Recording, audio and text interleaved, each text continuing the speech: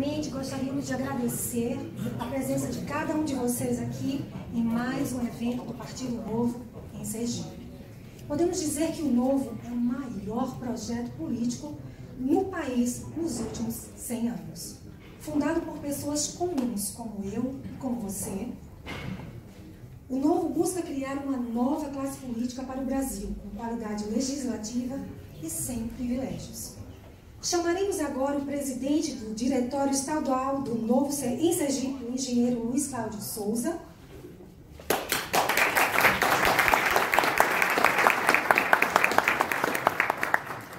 Acompanhado agora do vice-presidente, o odontólogo Josenilton Bonfim.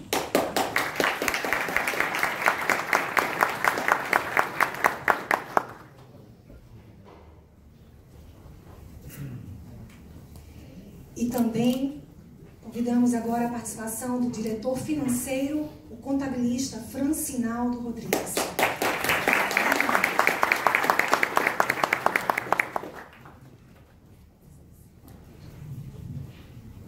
Boa noite, pessoal. Bom essa sala cheia. Estava falando aqui antes que a gente, quando começou em 2014, na primeira tentativa de criar um novo aqui em Sergipe, a gente chegou a fazer eventos para 2 pessoas.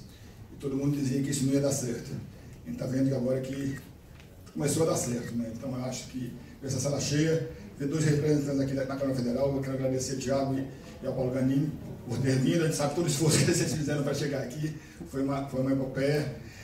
Então é muito bom a gente estar vendo essa sala cheia e já com representantes na Câmara Federal. Muita gente dizia que a gente não ia conseguir, porque a gente não usa fundo partidário, que a gente tem pouco tempo de TV. Nós estamos aqui com um monte de gente para ouvir o que a gente tem a falar, gente que já conhece o partido, gente que não conhece ainda, que vai conhecer um pouco agora, e que aqui em Sergipe começou em 2014, quando a gente fundou o primeiro núcleo, com pouca gente, começando a divulgar o partido, mas só que com as eleições de 2016, o partido, a gente não atingiu a meta, né? Essa meta que a gente vai explicar mais na frente, a gente não atingiu a meta e não teve candidato a vereador. Então esse grupo se desfez, né? E em 2017, numa nova palestra do Partido Novo, veio o Júlio do Diretório Nacional fazer a palestra aqui, a gente participou também, formamos um novo núcleo, né? E começamos a lutar para atingir a meta para participar das eleições de 2018. Conseguimos atingir a meta, tivemos dois candidatos a deputado federal e começamos aí o Novo começou a ser conhecido mais nacionalmente e aqui também, e o projeto começou a crescer, né? E para vocês terem uma ideia, esse mês, me corrijam, Thiago e Paulo, parece que a gente teve 2.500 filiados no Brasil, né? Então é uma coisa que está crescendo a proporção geométrica, é uma coisa que quem conhece o partido gosta e vem para junto da gente. O difícil é conhecer, né? Porque a gente não tem muito dinheiro, a gente não usa o fundo partidário, a gente vive das doações dos filiados e doadores, e por isso é tão difícil, né? Mas eu acho que a coisa, quando fica mais difícil, fica mais gostosa e fica mais bem feita. Então a gente está aqui para isso, para divulgar o partido para quem não conhece, para atrair filiados, porque a gente tem que atingir a meta aqui. Se a gente quer ter candidatos aqui em Aracaju, a gente tem que atingir uma meta de 150 filiados. Quando eu vim para cá, eu conferi no computador antes de chegar aqui, a gente está com 137. Mas agora eu já tive a notícia que a gente já teve mais quantos filiados aqui? Mais 2, no total 8. Mais 8 filiados. Então 137, mais 8, 147. Então a gente quer comemorar isso aqui hoje. Espero que com o que vocês vão ouvir aqui, vocês se animem, fiquem encantados. A palavra encantados fugiu. Fiquem encantados e venham para cá, que o projeto é diferente. O projeto vocês nunca viram em canto nenhum. É um projeto que é sob medida para o Brasil. Então, eu sou um apaixonado por isso, faço isso aqui. A gente divulga o Novo, porque a gente acredita no projeto. São todos os filiados e as pessoas que estão mais junto da gente são voluntários, ninguém ganha nada com isso. A gente faz isso para a gente para melhorar o país. Então, só queria agora chamar duas pessoas que foram muito importantes para esse crescimento do partido aqui. Duas pessoas que colocaram a cara a tapa, que não tiveram medo de não ter dinheiro, não ter televisão, e foram nossos candidatos a deputados federais aqui em Sergipe. Adriana e Aurélio, por favor.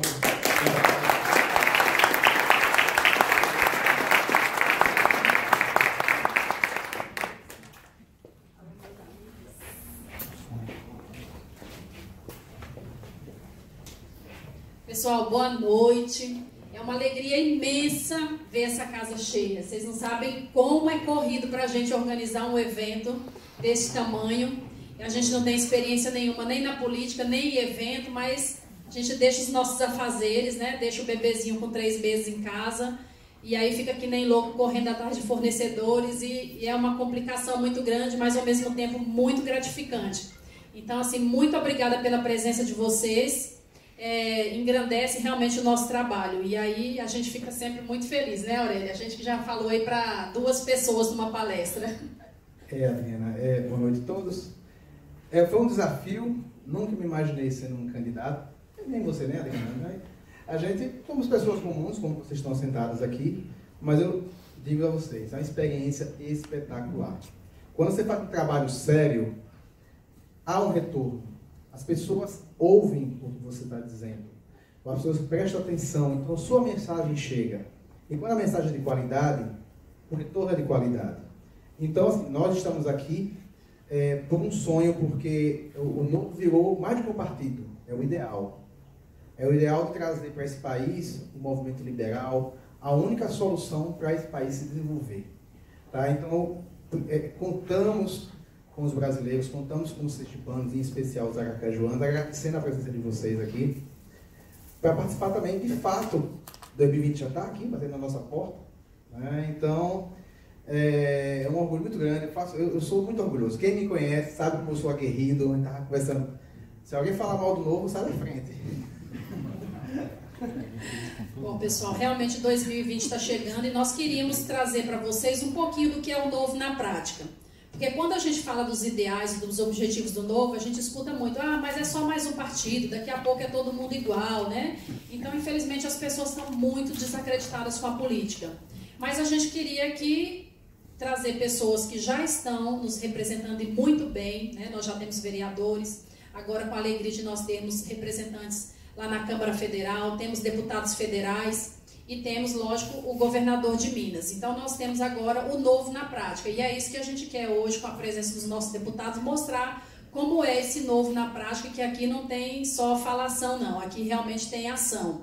Então, é com alegria que eu quero apresentar a vocês ele com 36 anos, é um tijucano formado simultaneamente em Engenharia de Produção pelo Centro Federal de Educação Tecnológica e em Economia pela Universidade Estadual do Rio de Janeiro.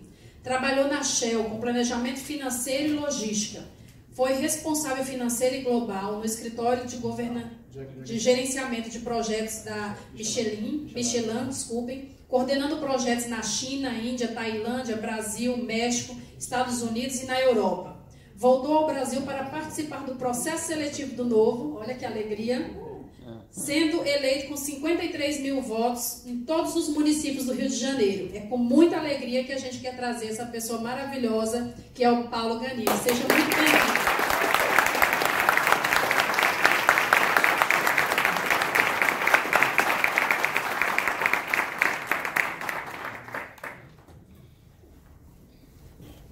Nosso prêmio. E nosso outro deputado tem 32 anos, foi eleito deputado federal com mais de 70 mil votos no seu estado, Minas Gerais. É formado em administração pela UFPR, Federal do Paraná. Concluiu o programa de desenvolvimento de liderança do Harvard Business School. É ex-presidente da Brasil Júnior, Confederação Brasileira de Empresas Júniores. Foi diretor executivo da Fundação Estudar. E no Congresso Nacional defende a priorização da educação básica, a desburocratização e uma maior eficiência no Estado. Com vocês, nosso deputado federal, Tiago Mitrô.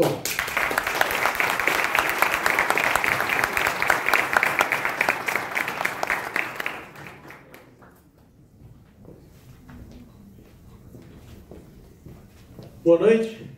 Boa noite. Boa noite. Boa noite. Quem começa? Eu acho que era você. Bom, é muito bom estar aqui. Obrigado. Foi um desafio chegar aqui hoje. Não por causa do avião, nem por nada. É que quem não sabe, hoje, quinta-feira, geralmente é um dia mais calmo lá na Câmara. A gente tem sessão de manhã. Esse é o trâmite normal, usual lá na Câmara. Terça e quarta, a gente tem sessão à tarde. E quinta de manhã. Só que, não sei se vocês acompanharam, essa semana a gente estava votando algumas medidas provisórias. Tem um prazo para ser votado. E ontem não consegui encerrar a votação da medida provisória 870, que trata da reforma administrativa. Então, o presidente convocou para hoje à tarde uma sessão extraordinária, às 14 horas. O nosso voo era 12h25. Então, vocês sabem, a gente quase cancelou o voo. Ligamos para o Luiz Cláudio, ligamos para o Milton, para o pessoal todo, falando, gente, não vamos poder ir, porque apesar de a gente ter um compromisso com vocês, a gente tem um compromisso maior ainda com aqueles que pagam nossos salários, aqueles que votaram na gente está representando todo mundo lá em Brasília. Felizmente as coisas se acertaram, a gente conseguiu pegar o voo, a gente ficou até 12h15 na porta do avião, sem saber se entrava no avião ou se voltava para a Câmara. E aí os deuses conspiraram para a gente estar aqui hoje, então felizmente... E a gente morrendo do coração, viu? Porque cancelar um evento dessa forma... Mas assim, com perdão da palavra, é porque o primeiro lugar para os nossos deputados é trabalhar pelo cidadão. Então, realmente, a gente cancelaria o evento, adiaria se fosse necessário, porque o interesse maior nosso é que os nossos deputados estejam defendendo os objetivos em favor dos cidadãos brasileiros, viu? Então, é uma alegria conosco. Mas a gente conseguiu fazer os dois hoje. Então... Muito bem. Bom, vou ficar em pé agora, eu sou baixinho assim, o pessoal consegue me ver ali atrás, né? O Thiago é mais cansado, ele fica sentado. Apesar de ser mais novo que eu, né? Estamos chamando de velho hoje o dia inteiro. Bom, a gente está na Câmara desde o dia 1º de fevereiro, tem um pouco mais de 100 dias agora. Não sei se vai passar a minha apresentação. Vamos lá. Eu passo rapidinho. Antes de começar a falar um pouco do que está aqui, que é o resumo do que a gente fez nesses 100 primeiros dias, do que eu fiz, mas muitas coisas que eu fiz foram juntas com a bancada do Novo, então junto com o Thiago. Então a ideia, eu vou falar um pouco da apresentação, depois o Thiago fala mais livremente sobre as impressões, sobre aquilo que a gente está enxergando lá, que é muito parecido, né? A gente trabalha muito junto. Mas antes de falar sobre a apresentação, falar um pouquinho sobre mim. Apesar da biografia ali um pouco exagerada, e até achei que eu fiz, quem é esse cara? Esse cara é bom, não vou dar nem para apresentação. Mas eu não vou falar do que foi falado até ali, mas só para falar dos últimos meses, né, dos últimos anos, na verdade, que tem a ver com a história do Novo. Eu sou filiado ao Novo desde o primeiro dia.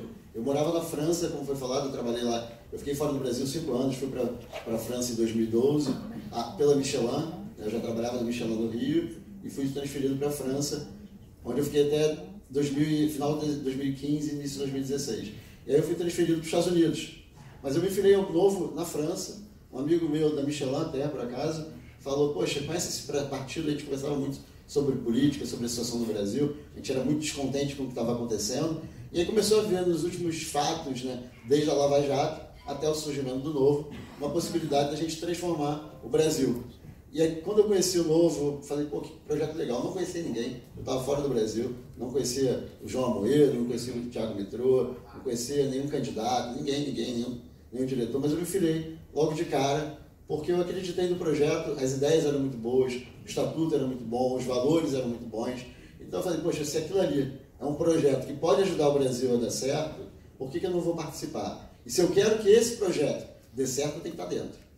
Primeiro, está dentro porque eu tenho que fazer o projeto funcionar. E aí o Novo não usa dinheiro público, o Novo não usa fundo partidário, o Novo usa o dinheiro dos filiados para se sustentar. Então eu precisava contribuir financeiramente, e eu longe do Brasil, morando fora, eu não podia ajudar, como o pessoal que está aqui hoje já mostrou que ajuda, né, no dia a dia, no diretório, eu tinha que ajudar de alguma forma. Então fora do Brasil eu só podia ajudar pelas redes sociais e pagando R$28, R$29 por mês.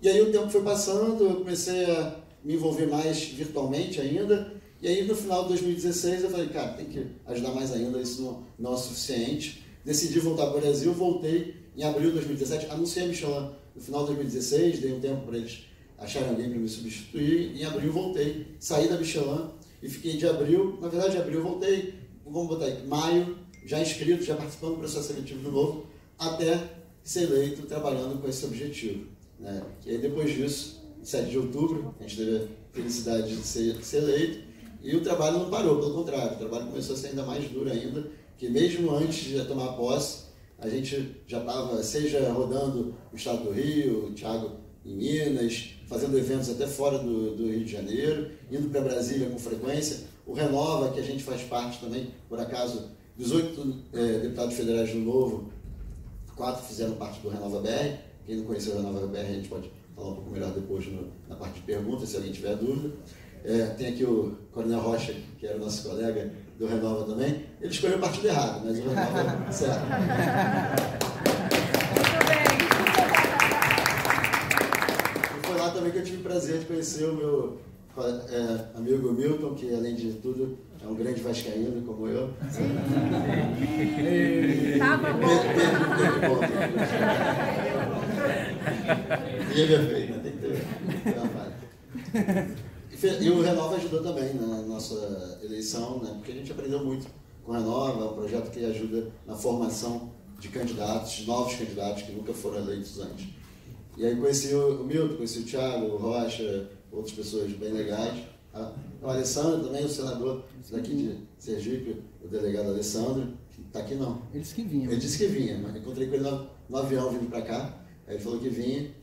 Também escolheu o partido errado, mas também é um cara muito bacana também. Inclusive o partido dele, né, que agora o atual partido dele, Cidadania, é um dos partidos que a gente tem mais interação, uma boa interação lá na Câmara. A gente tem bastante sinergia lá no trabalho no dia a dia. E aí a gente foi eleito e começou, e aí são 100 e poucos dias de trabalho, que eu vou falar um pouquinho para vocês, e depois a gente, na parte de perguntas e respostas que vai ter no final, a gente tira as dúvidas. Vou fazer rápido para a gente ter mais tempo para fazer perguntas e respostas, né? Então, bom, quem sou eu já foi falado, vou passar por isso. E o mandato, a gente tem algumas premissas. Fazer mais com menos, né? Então, controle de gastos, uma equipe enxuta, a gente tem essa premissa no Novo. Eu me comprometi na minha campanha, não é um compromisso do partido, o compromisso do partido é reduzir os custos, eu me comprometi a reduzir 50%. E eu vou cumprir isso até o final, se tudo der certo. Trazer a minha experiência da iniciativa privada, nunca tive envolvimento com a política, foi a minha primeira tentativa, nem em grêmio estudantil, nem nada, nunca participei de nada ligado à política, foi a minha primeira tentativa, e eu quero trazer essa experiência da gestão privada para a gestão pública, né? Propagar os valores do Novo, a gente está aqui hoje, entre outras coisas, para isso também, a gente faz isso também lá no Rio, pelas redes sociais, foco em reformas estruturantes, e a gente tem agora 2 reformas fundamentais sendo discutidas na Câmara, a da Previdência, que é a que a gente mais fala, e também essa semana foi aprovada na Comissão de Constituição e Justiça a reforma tributária. Mas tem várias outras, algumas, por exemplo, a gente está falando muito de Previdência tributária, que é ligada à economia, que é ligada ao Estado, mas a gente também tem reformas ligadas à parte de segurança, que é um dos temas também que são fundamentais para mim, ainda mais sendo do Rio, imagino que para vocês também, né? E cumpriram ao máximo minhas promessas. Eu tinha uma lista de promessas de campanha. Quando eu falo ao máximo, não quer dizer que eu vá relaxar e deixar de cumprir algumas. Quer dizer que algumas têm muito impacto no trabalho dos outros também. Então, tudo que for só do meu controle, eu vou cumprir. Aquilo que eu depender dos outros, eu vou trabalhar para que elas sejam atingidas, mas nem sempre você consegue cumprir. Trabalho, não vou entrar nem é para vocês conseguirem enxergar, isso aqui está no meu site, se quiserem ver depois, mas só para vocês verem quanta coisa a gente faz em tão pouco tempo. A gente tem um pouco mais aí de 3 meses, quase 4 meses de mandato, 100 e poucos dias. A gente fez muita coisa ao longo desse tempo, né? E como eu falei, muita coisa aí junto com a bancada, né? Quase, na verdade, acho que 70%, 80% do trabalho a gente faz muito em conjunto, né? E esse é um valor muito legal, um trabalho muito bom, a união do time, né? Os 8 deputados do Novo, alguns mais juntos por causa dos temas, né? Por exemplo, tudo ligado à economia, reforma tributária, previdência. Eu trabalho muito com o Alexis, um pouco com o Boit, né? O Thiago e eu somos os vice-líderes do partido, né? O Marcelo é o líder, então a gente tem um trabalho muito grande junto na bancada. Nós 3 tomamos tudo que é mais relevante, os 8 tomam juntos as decisões, a gente sempre trabalha muito junto. Não tem uma questão de hierarquia, né? Nós 3 não somos chefes dos outros 5. Mas os temas do dia a dia, mais operacionais, as coisas mais urgentes, sempre é uma reunião em conjunto de nós três, então a gente tem muito contato por conta disso. Inclusive, a gestão de Minas Gerais e não Rio fica menos interessante. Né? Eu não quero humilhar, né? A gente tem o governador do Novo. Né?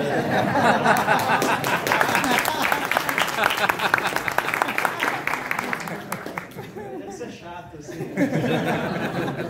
Então, contar mais essa percepção que a gente está tendo com a política. O nosso primeiro contato, a história também é bastante parecida. Eu estava minha vida toda no setor privado, mas mais focado no terceiro setor. Trabalhava numa ONG de educação, como foi falado aqui.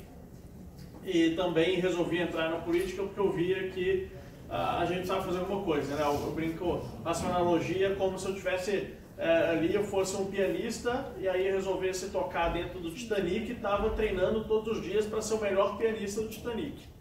Adianta eu ser o melhor pianista do Titanic, o Titanic vai bater no iceberg? Não adianta. Eu poderia ser o melhor naquilo que eu fizesse, ajudar muito as pessoas ao meu redor, mas eu estava num barco que ia afundar. Eu acho que é essa analogia que eu faço para cada um de nós aqui nessa sala. Se a gente não se envolver com o que está acontecendo no nosso redor, por melhor que a gente seja, por mais bem sucedido, por mais feliz que a gente seja com nossa família, não adianta, a gente está num barco que está afundando. Então uma hora isso pega. Basta a gente ver exemplos de países bem próximos a nós, pessoas que tinham um patrimônio super grande na Venezuela, agora o patrimônio todo foi a pó. E os familiares saíram do país, cada um morando no continente, e os que estão vivendo lá estão passando dificuldade. Então não adianta a gente olhar só para o nosso umbigo e a gente querer só que nós sejamos bem-sucedidos, que as nossas famílias sejam felizes, se a gente não cuida ao nosso redor, porque uma hora esse barco que a gente está vai afundar. Então essa foi a percepção que eu tive em determinado momento. E aí eu vi, poxa, ou eu paro de tocar no piano aqui, vou lá bater na porta da cabine de comando, ver quem está lá, se é que tem alguém, e ajudo a mudar o destino desse barco, ou daqui a pouco não adianta nada todo o meu esforço para a minha organização ir bem, para eu ir bem profissionalmente. E aí, enfim, acabei me candidatando, deu certo, e entramos lá na Câmara no dia 1º de fevereiro desse ano, né?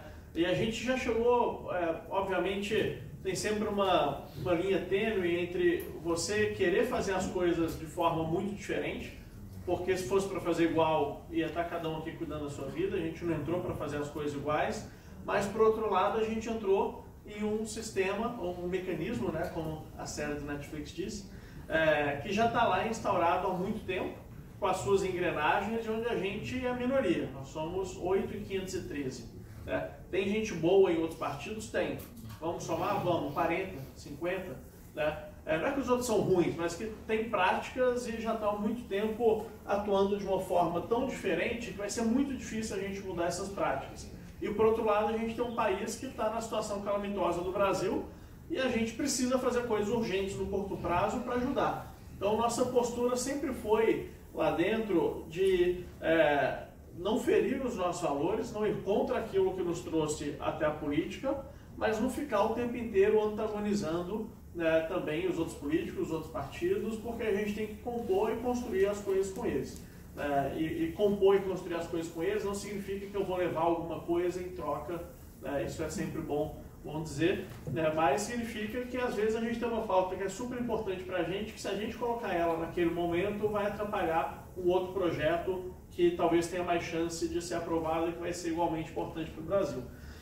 Então a gente sempre caminha nessa linha tênue. Acho que a primeira grande decisão que a gente tomou foi lançar uma candidatura à presidência da Câmara. Nesse contexto todo, a gente tem entrado com um perfil muito diferente dos outros partidos e candidatos que tinham. A gente falou, cara, não dá para a gente apoiar uma campanha de alguém que está lá, por N motivos. Então a gente resolveu lançar nossa própria candidatura, que foi o Marcelo Van Hatten, que é o deputado do Novo do Rio Grande do Sul. Ele é o único dos 8 que já tinha tido experiência política anterior. Tá ruim? Alô? Ele é o único dos 8 que tinha tido experiência política anterior, foi vereador em Dois Irmãos, no Rio Grande do Sul, depois deputado estadual.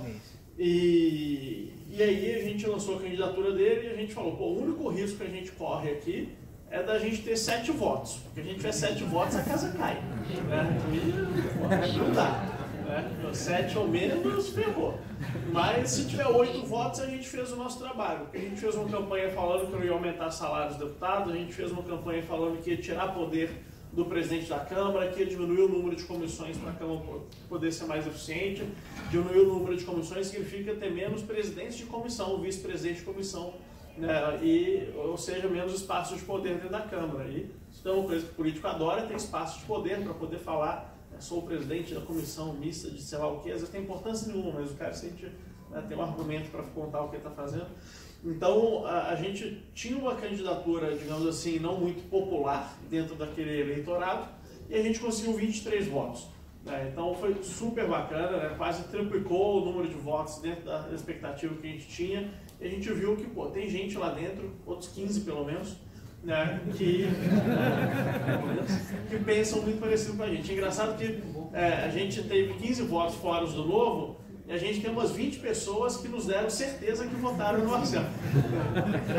Mas enfim, qualquer coisa lá funciona. Então esse foi o primeiro passo que a gente deu lá, que foi super bacana. Um outro interessante também, o Ganime mencionou a questão da liderança do partido. O que é essa história de liderança do partido? Que eu nem sabia que existia até eu ser eleito. A partir de um determinado número de deputados, no caso 5, você ganha, entre aspas, né? Você tem direito a contar com estrutura na Câmara para atender o partido.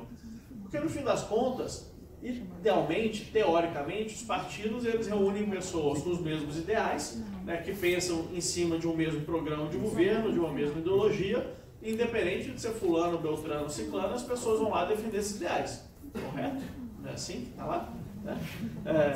Então não faz diferença se sou eu, se é o Ganime, né, se é o Milton, se é o Rocha, se é o Alessandro, quem for.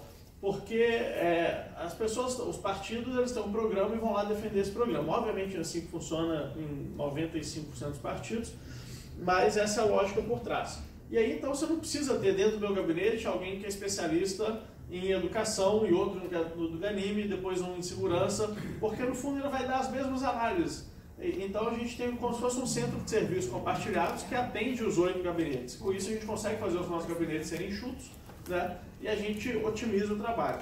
Então a gente também montou uma equipe da liderança do partido, né, muito enxuta. A gente poderia ter direito com 8 deputados a 36 funcionários lá, pagos por todos nós aqui. E a gente até agora está com 25, 26. A gente também não tem esse compromisso de não, vamos fazer super enxuto a ponto de atrapalhar o trabalho. A gente quer que seja eficiente. E diferentemente dos outros partidos, ninguém lá é loteado, ninguém lá foi trazido por dívida eleitoral ou por contratação política, enquanto nos outros partidos todos você tem um loteamento ali dos cargos entre os eleitos, ou praticamente todos os outros partidos. Então a gente montou uma equipe técnica que está dando suporte excelente para a gente, que toda semana manda a pauta da semana, qual é o posicionamento do partido, a gente vai lá, eventualmente tem alguma discordância ou quer mudar um pouquinho o posicionamento por ter um entendimento diferente daquilo, conversa com eles, traz o argumento técnico, fecha o posicionamento, leva para o plenário e por aí vai. Então a gente também montou essa equipe lá muito forte, assim, e tanto gente que já é servidor da casa, essa foi uma surpresa boa que a gente teve chegando lá. Os servidores da Câmara, em geral, são muito bons, porque é um concurso muito concorrido, salário inicial muito alto, aquela história de algumas carreiras privilegiadas do setor público, um dos motivos da Previdência está quebrada, né, mas pelo menos a turma lá é boa, né, porque a carreira atrai muita gente boa. E a gente encontrou gente lá muito boa e insatisfeita com a forma como a Câmara funcionava, como outros partidos funcionavam e que toparam vir trabalhar com a gente. Então a gente está com um time de primeira linha lá funcionando. E aí depois, ao longo do mês de fevereiro, estava aquela história, né? Ainda não tinha o carnaval passado, então não estava funcionando tão bem as coisas e tudo, e depois começou a funcionar com as comissões que o Ganime falou. Então a gente tem basicamente 4 grandes funções lá na Câmara, tá? 4 grandes conjuntos de trabalho, eu diria. O primeiro é o plenário. É aquilo que a gente está mais acostumado a ver, né? Aquilo que a cada 20 anos no Brasil os deputados vão lá no centro dele para falar pela minha mãe, pelo meu filho, voto sim, voto não, pelo impeachment. Né? Aquilo que vocês viram em 2016. O que acontece lá é a menor parte dos projetos que tramitam na Câmara. A maior parte dos projetos tramitam nas comissões, mas aqueles projetos que têm determinadas características, ou proposta de emenda constitucional, ou medida provisória, alguns projetos que têm um requerimento de urgência para ir para o plenário, eles vão para o plenário. E aí você tem aquelas votações onde os partidos têm uma posição de muita relevância. Quem aqui de vez em quando acompanha a TV Câmara, eu nunca tinha feito isso na vida até ser eleito, então não sei se é um hábito que vocês têm, mas toda vez que tem uma votação, tem um momento de orientação do partido. Aí tem lá, Partido Novo vota sim, PT vota não, o PCL libera a bancada, o PMDB faz não sei o quê. E aí, você nem sempre, na maior parte das vezes, você não tem o voto individual do deputado, porque o presidente da Câmara já olha mais ou menos como que está a configuração ali do direcionamento dos votos e fala, como é que é? Tem uma frase que é típica assim, aqueles que declaram aprovado o projeto, aqueles que são contra que se manifestem. Aí ninguém se manifesta e aí aprova o projeto, se chama simbolicamente. Então essa é uma parte do projeto que está lá, a gente se posicionar como partido nos projetos que tramitam no plenário. A segunda parte, que dá mais trabalho até para cada um de nós do que o plenário, são as comissões. A gente tem hoje 25 comissões na Câmara permanentes e mais inúmeras, eu já nem sei quantas devem estar mais uns 40 talvez, aí, ou mais comissões temporárias, que é quando tem medida provisória, que é quando tem uma PEC, quando tem alguma comissão montada ali para uma CPI, né?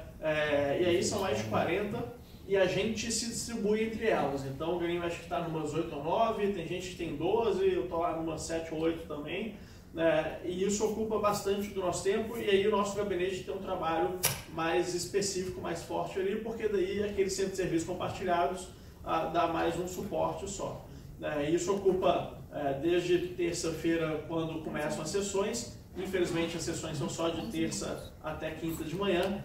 Eu adoraria que funcionasse segunda e sexta também, mas já que não é o caso, a gente busca fazer melhor uso do nosso tempo nesses outros dias. Mas terça-feira e quarta-feira são dias bem intensos e quinta normalmente é um pouco mais light, como o Ganim falou.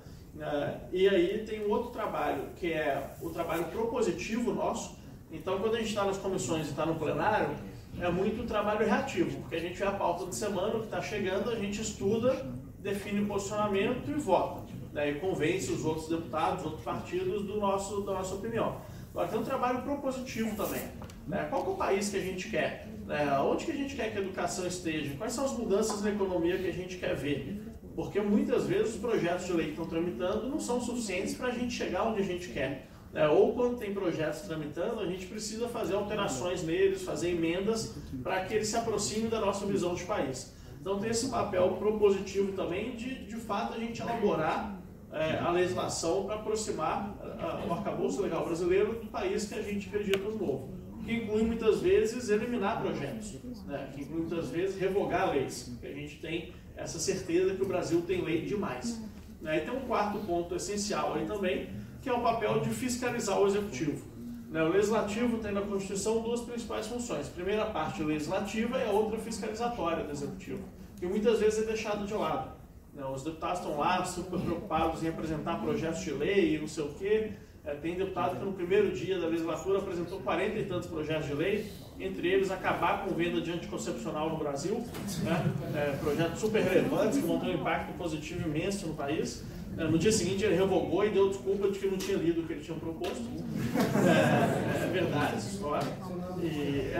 Enfim, então tem gente que fica propondo um monte de projeto aleatório e não esquece de fiscalizar o Executivo, que deveria ser a principal função. Nas democracias mais consolidadas já, se muda muito pouco a legislação. E o papel do Legislativo é principalmente fiscalizar, avaliar políticas públicas e entender se o que o Executivo está fazendo está dentro daquilo que se espera ou não. Então, esses são os 4 grandes conjuntos aí, de trabalho que a gente tem lá. E acho que a gente tem conseguido um outro ponto bacana também. A gente tem 8 deputados só, de 513, como eu falei aqui. E a relevância que o Novo tem ganhado nessas semanas, apesar do número pequeno, tem sido muito bacana. Logo na segunda semana a gente já A gente fez processo seletivo, tanto para o meu gabinete, quanto para o gabinete da liderança. Então a gente entrevistou muita gente lá na Câmara, a gente conheceu várias pessoas que eventualmente não vieram trabalhar conosco, mas ficaram em outros partidos e passaram a admirar nosso trabalho pelo profissionalismo que a gente conduziu o processo de seleção.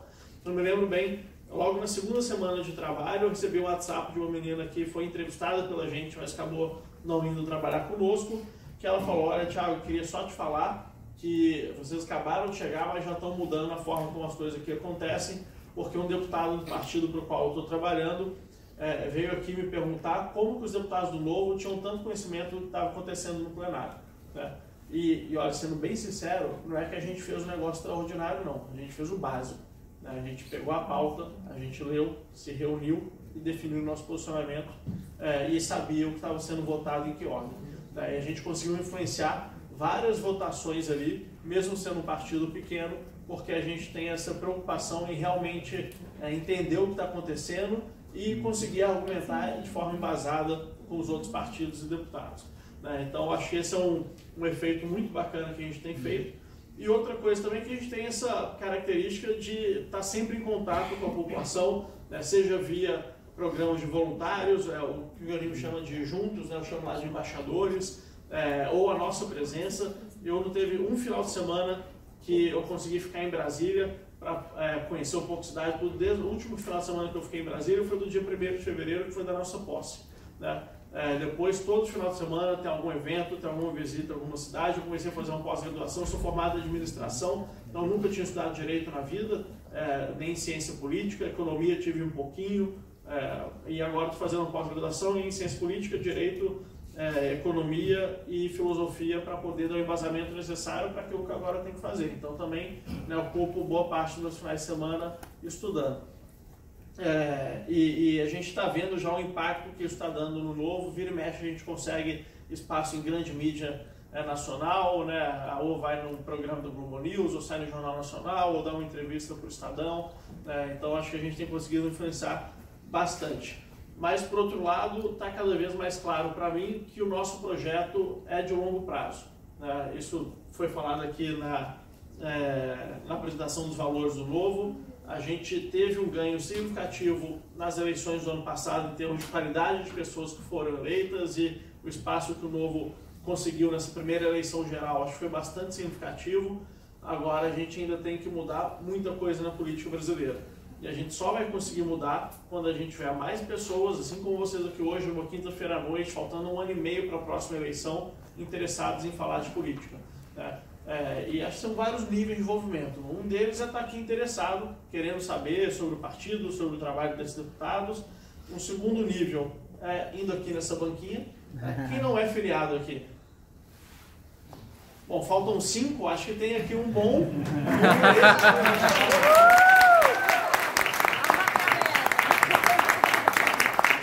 Não deixem ele sair.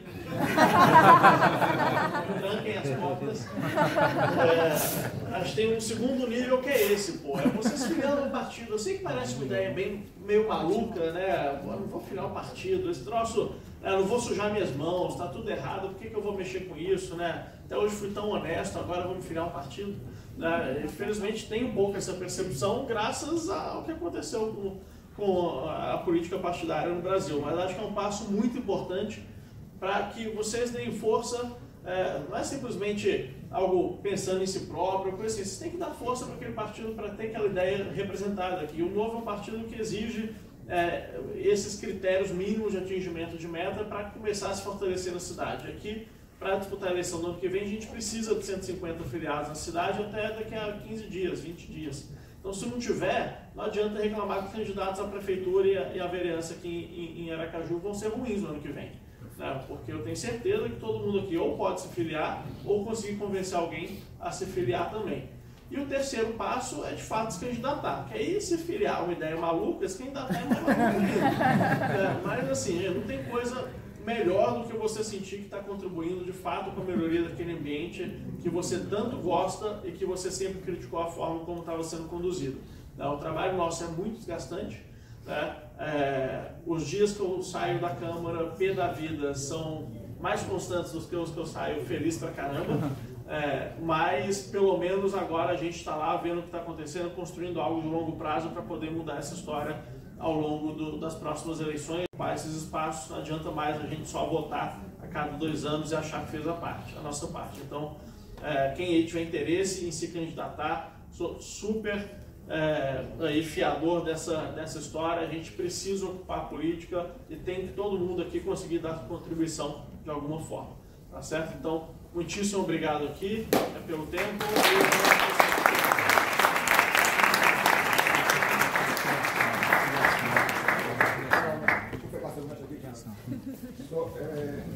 Deixa eu pegar o gancho aqui, só para ele falou em se candidatar. Eu queria saber aí, os filiados se tem alguém se interessado a se candidatar, ele levante a mão. Se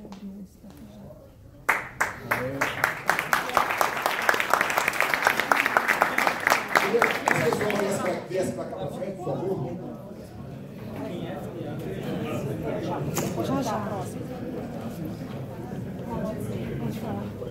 Não filiado pode se candidatar também, tá? Só não vai filiado. Só filiado. Pessoal, nós vamos abrir para as perguntas já. Então, quem quiser fazer perguntas, já levanta a mão. Que João Marcelo, esse rapazinho aqui, e Francinaldo vai anotar o nome de vocês, tá? Perguntas rápidas, 30 segundos. E quem quiser se filiar, pode vir, fique à vontade, que tem 2 rapazes aqui para nos ajudar, viu? Depende de vocês. Só vão ser candidatos se sempre atingir 150. Alguém aqui quer se pronunciar, algum dos postulantes aí? Milton.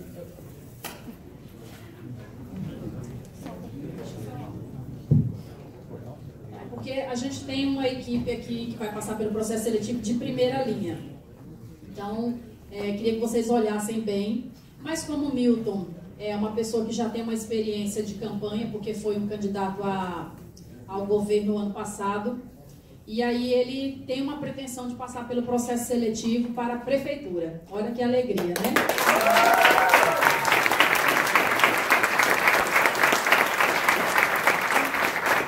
Como um dos objetivos do Novo é trazer pessoas admiradas, temos várias pessoas aqui, mas para isso a gente realmente precisa atingir a nossa meta de filiados. Mas eu queria saber do Milton, por que ele escolheu o Novo, sendo que tem tantos outros partidos que também eu sei que gostariam da presença dele, e ele vai ter que se submeter a um processo seletivo, e mesmo assim, por que você escolheu o Novo, viu, Milton? Fala aí por nós. Muito boa noite, Adriana, boa noite ao nosso presidente Luiz Cláudio China, boa noite a todos os filiados do Novo e que pretendem ser candidatos, boa noite Tiago e Paulo Ganimi, não Ganimi, todo mundo fala errado. Obrigado pela presença, obrigado pelo esforço que vocês fizeram para estar aqui presente num dia tão importante aqui para o Novo de Sergipe. E a vocês que estão lotando aqui esse auditório, centenas de pessoas aqui, muito obrigado por terem vindo, obrigado a quem veio ao meu convite, quem veio ao convite de outras pessoas, obrigado por terem perdido um pouquinho do tempo da noite de vocês para falar de um tema tão chato, né? Política. Um tema que virou sinônimo de não ser solução para nada, ao contrário, é um tema que é a origem de todos os problemas. Só que a origem dos problemas não está na política. A origem do problema está na nossa omissão em não participar da política.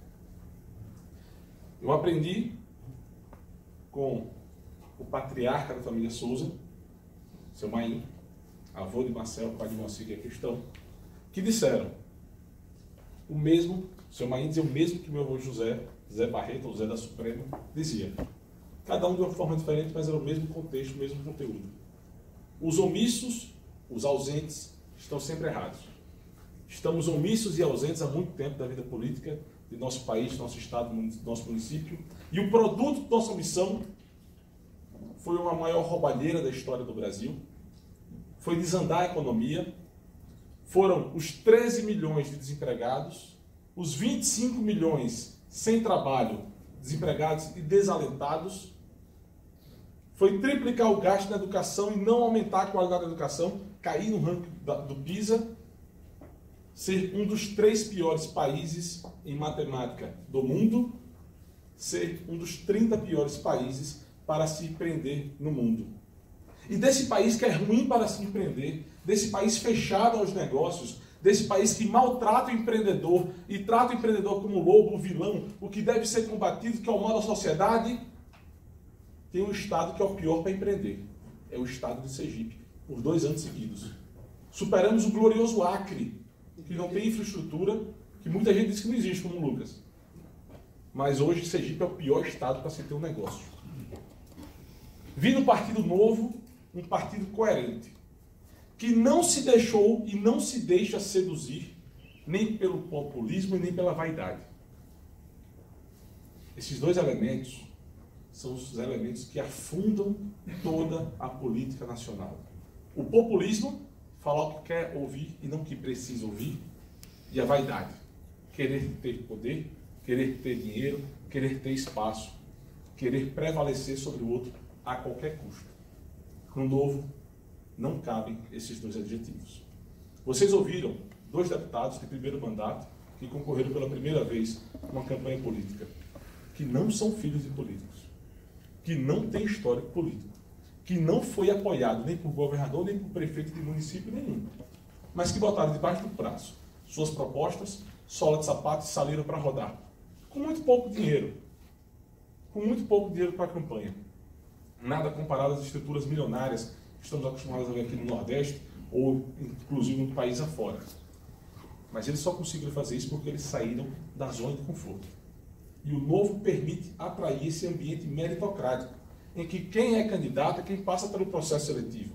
Não é candidato quem o dono ou quem o chefe do partido diz. O Novo é diferente por isso. Já começa diferente porque não tem político profissional. Tem gente capacitada querendo como missão entrar na política para colaborar com o seu Estado. E esse é o meu sentimento na política.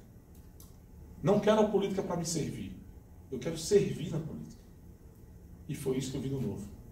Sou grato ao partido que me deu a legenda, o PMN, lá atrás. Se não fosse ele, eu não teria sido candidato e provavelmente a maioria aqui não me conheceria. Sou grato ao partido, mas chegou a hora de dar um passo à frente e vir para um lugar que naturalmente era minha casa desde o ano passado. Mas que por uma questão circunstancial de que o Diretório Nacional não permitiu que não se tivesse candidato ao governo, onde não tinha 150 filiados, eu não poderia ser candidato pelo Novo. Era a minha vontade. Fui em São Paulo, fui em Brasília, a Aurélio mandou 500 e-mails para a direção nacional, quase que é expulso do partido, pela língua do chato. E aí, as coisas não aconteceram. Mas é natural. Tudo acontece na hora que tem que acontecer. Chegou a hora de eu vir para casa laranja. Eu não tinha camisa laranja, comprei a primeira hoje.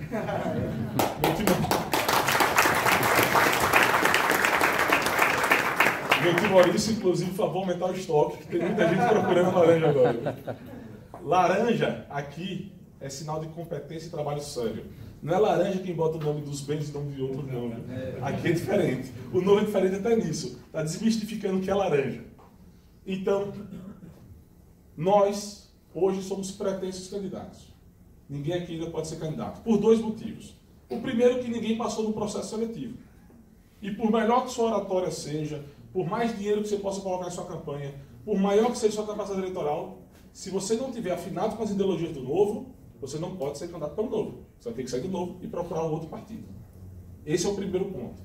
Não tem ninguém aqui aprovado ainda no processo seletivo. Segundo ponto, nós só temos 145 filiados e temos o risco de não ter nem candidato a prefeito e nem candidato a vereador, porque não atingimos a meta mínima do que o Nacional estabeleceu. Eu pergunto, vocês vão permitir que isso aconteça? Não. Quem são os 5? Vão se levantar agora. Quem são os 5? Levanta! Vamos. Levanta, vambora! Vambora! 1, 2, 3, 2.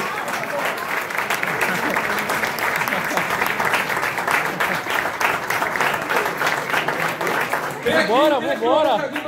Pode vir, é verdade. Não é pegadinha do Faustão, não. Faltam 2. Falta 1. Falta 1. Vambora!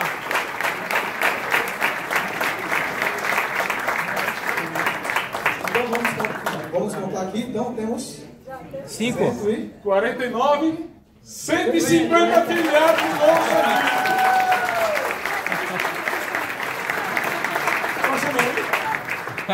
É o filiado 150.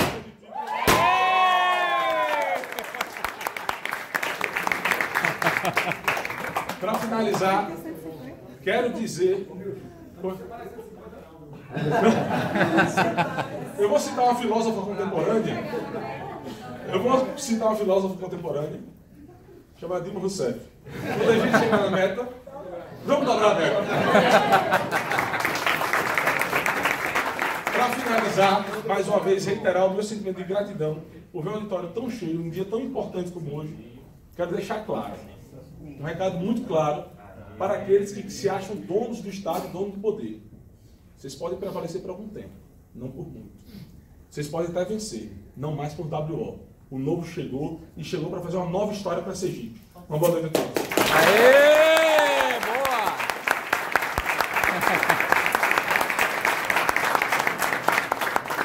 Vamos abrir para as perguntas, gente, mas eu queria só que vocês aqui falassem o nome e a profissão rapidinho, só para o pessoal conhecer vocês, viu?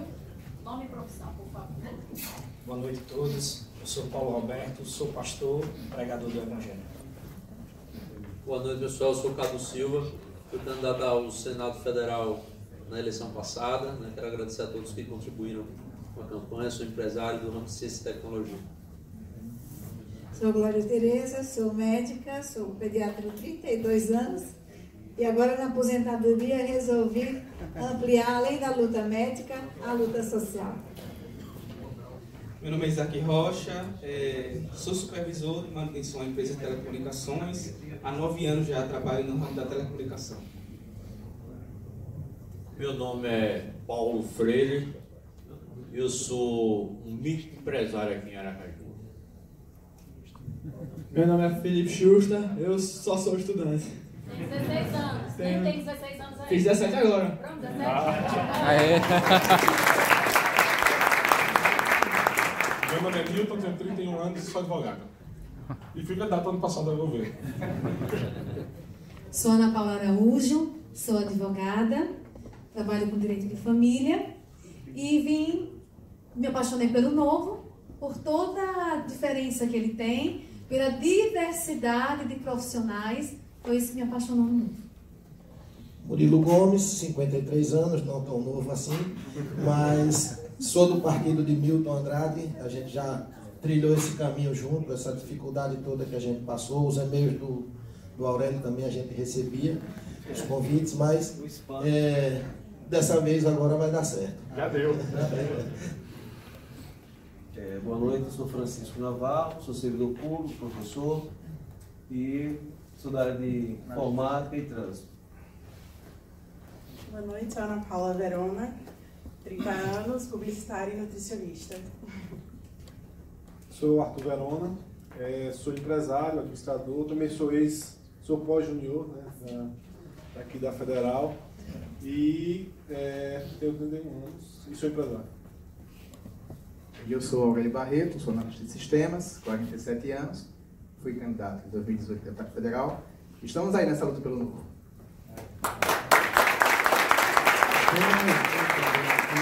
Faltou a Adriana.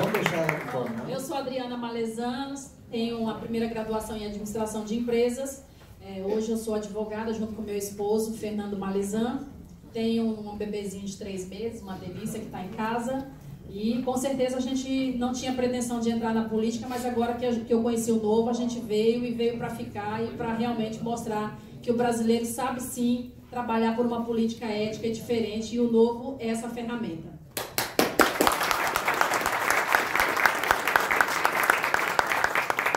Bom, agora nós vamos abrir para as perguntas.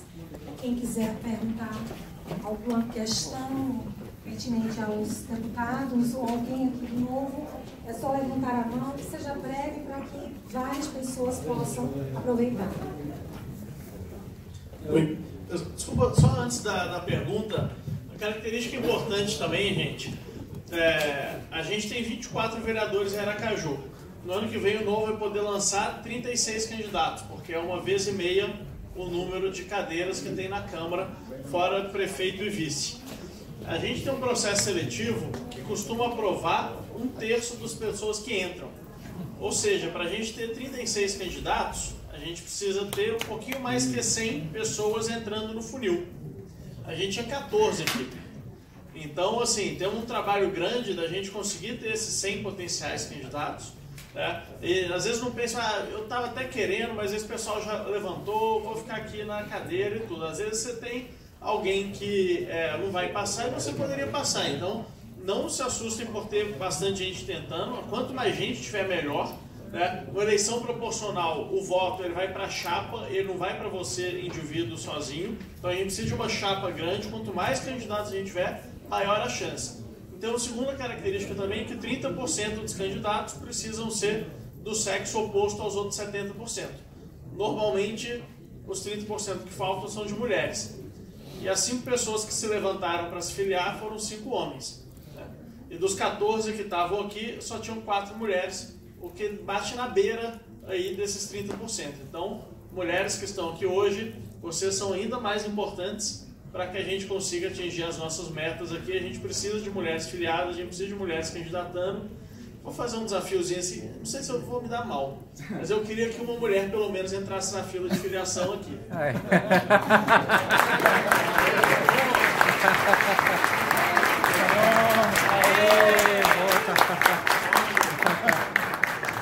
Muito bem-vinda! Então tá bom, obrigado. Agora pergunta. Então, Tiago e Paulo, tem algo que a gente tem percebido nos últimos dias da política nacional, que é uma certa crise, né, porque o presidente quer fazer algo e porque os deputados e senadores não aceitaram, por aí vai. O que a gente viu nos últimos anos, nas últimas gerações, é uma subserviência do legislativo ao executivo, por exemplo, para definir a estrutura do Estado, como o governo funciona e por aí vai. As pessoas enxergam que o presidente, o governador determina e que os deputados apenas aceitam ou fazem uma discussão rasa sobre isso. Então eu queria saber a opinião de vocês sobre esse novo legislativo que temos no Brasil e como ele vai se comportar diante dessas imposições do executivo. Eu gostaria muito de ouvir vocês sobre esse assunto.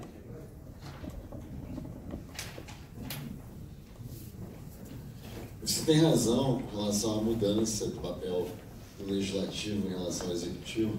Essa mudança, até um certo nível, é saudável. Eu acho que o legislativo tem mais poder. A gente, inclusive, eu defendo, acho que é uma posição até do Novo, né, um parlamentarismo ou um semipresidencialismo, né, que você dá mais força ao parlamento. Agora, não dá para misturar, você dá mais poder, mais responsabilidade ao parlamento, a não ter um relacionamento produtivo entre o parlamento e o executivo. E também não dá para você não ter nenhum relacionamento dentro do próprio parlamento. E a gente vê hoje algumas questões até de comunicação, de falta de governança, de relacionamento, que causam esse tumulto que a gente tem visto nos últimos meses ou semanas. Então, acho que sim, uma mudança do cenário para dar mais responsabilidade e poder ao parlamento até um determinado nível, é claro, é positivo. Agora, você ter as redes sociais, algumas atrapalhadas, né, muitas pessoas envolvidas com isso. Eu falo atrapalhada de, por exemplo, a gente teve recentemente, é público isso, não estou falando nada que não esteja na mídia, a gente teve o contingenciamento, o corte de verba das universidades, e aí uma reunião, o presidente diz que vai voltar atrás, e meia hora depois dispensa. Né? Sem querer aqui entrar na discussão quem foi que errou, quem desmentiu, quem mentiu, mas isso mostra uma falta de gestão no executivo. Né? Isso é ruim de qualquer forma. Então, encontrar esse equilíbrio entre mudar o relacionamento, mudar o papel do parlamento com relação ao executivo, mas ao mesmo tempo sem criar um embate entre eles, é difícil. Eu espero que a gente chegue nisso, eu sou sempre otimista, mas a gente está num momento que falta esse tipo de articulação. E a votação ontem, por exemplo, também foi algo nesse sentido. Então, acho que eu concordo com o seu lado de ser a favor de mudar um pouco, mas também não precisa mudar da forma como está sendo mudada hoje. A gente está vendo um momento estranho em algum grau no Brasil. Acho que talvez o legislativo nunca tenha sido tão questionado, O STF, a justiça no Brasil talvez nunca tenha sido tão questionada e a presidência talvez nunca tenha sido tão questionada. Dá para você olhar sempre os dois lados da moeda. Você pode entrar num processo, numa espiral negativa, que isso vá indo cada vez mais para o buraco. Eu acho que a gente pode olhar isso como uma grande oportunidade da gente voltar a fortalecer as nossas instituições aqui no Brasil e ter a coragem e as condições necessárias para a gente mudar as coisas de verdade. Tem uma frase, eu nem sei de quem é, que é aquela de nunca perca a oportunidade de uma crise.